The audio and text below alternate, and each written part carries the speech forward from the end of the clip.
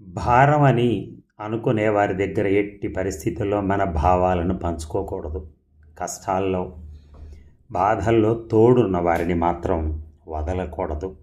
మనకు మనసుకు మనమే సర్ది చెప్పుకోవాలి. పరిస్థితులు ఎలా అయినా ఉండని, నీ మనోధైర్యాన్ని మాత్రం ఎప్పుడూ విడిచిపెట్టద్దు. అర్థమైంది కదండి.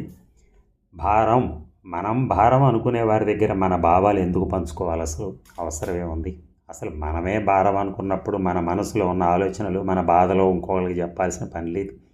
వాళ్ళని మనం ఎంత దూరంగా ఉంచుకుంటే అంత మంచిది. వాళ్ళు కూడా మన అలాగే ఉంచుతారు ఎలాగూ. సో కష్టాలలో, బాధల్లో తోడుంటారు చాలామంది. మనకి బాగా దగ్గరతనంతో ఉంటారు. అలాంటి వాళ్ళని మనం అస్సలు వదులుకోకూడదు. ఎందుకంటే కష్టం ఏ రూపేణ వస్తుందో తెలియదు. అలాగే వాళ్ళకొచ్చినా, అలాగే మనకొచ్చినా కూడా అందరం సహకరించుకుంటేనే ఈ జీవితాన్ని ఏడ్చగలం. లేకపోతే ఒంటి బాధ్యతతో మాత్రం చాలా కష్టం జీవితాన్ని ఏడవటం.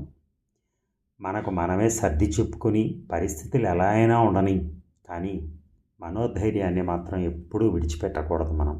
మన ధైర్యాన్ని మనం కోల్పోకూడదు. మన మనోబలం, మనోధైర్యమే మనని ఎప్పటికైనా కాపాడతాయి. అంతేగాని చిన్న చిన్న వాటికి కూడా రెపరెపలాడిపోతూ ఏదో కాగితం కనుక ఎగిరిపోయినట్టుగా చిన్న గాలికి అలా మనం ఎక్కడికి పడితే అలా ఆలోచించకూడదు. మనకు చాలా బంధాలు ఉన్నాయి, బాధ్యతలు ఉన్నాయి. మనం మనస్సు రీత్యా ఎప్పుడైనా మనం బలహీన పడిపోయి ఇక మనం ఏమీ చేయలేము లైఫ్లో, ఇంకా నేను వెళ్ళిపోతాను, నేను ఉండలేను, అంత దారుణమైన పరిస్థితికి మాత్రం ఆలోచించకూడదు.